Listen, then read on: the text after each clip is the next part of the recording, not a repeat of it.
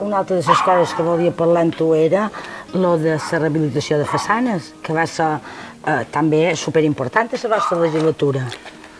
Bueno, les façanes, el pla de rehabilitació de les façanes va ser un punt d'inflexió dins el centre històric, perquè la gent, quan li dius que del 100% d'una feina de façana ells només hauran de pagar el 33%, la reacció va ser la gent no m'ho crec. En aquell temps que estàvem parlant de pessetes, per cada milió de pessetes la persona, el propietari del havia de pagar 333.000 pessetes. I la gent, els primers, van dir, bé, provarem a veure què és. I quan la gent va veure que realment hi havia una part del Consell de Mallorca i l'altra part de l'Ajuntament, i només hi havien de pagar una tercera part, la cosa se va disparar. I clar, va ser un punt d'inflexió perquè els carrers se van anar envellint.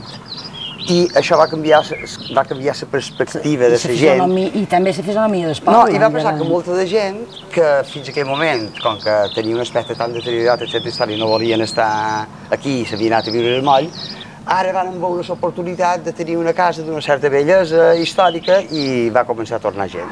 Ara continuam amb les pla façanes, ara només és l'Ajuntament el que porta, no els surt tan barat com els va sortir en aquell moment, però... Més poca res i és important que segueix fent. I cada any, des que jo som a l'Ajuntament, he vist que cada any 3-4 façanes demanen la subvenció. Sí, i no està malament. I continuam, i la idea és, si és possible, és incrementar també el pla, vull dir, els dobbers que es donen perquè la gent rehabiliti, i realment això sí que és vera que és una de les coses que la vostra legislatura va donar un canvi espectacular, va ser espectacular. Una altra part important va ser la part de peatonalització. Si anem a veure la part peatonal, les del principi o les més emblemàtiques que se van fer, podríem...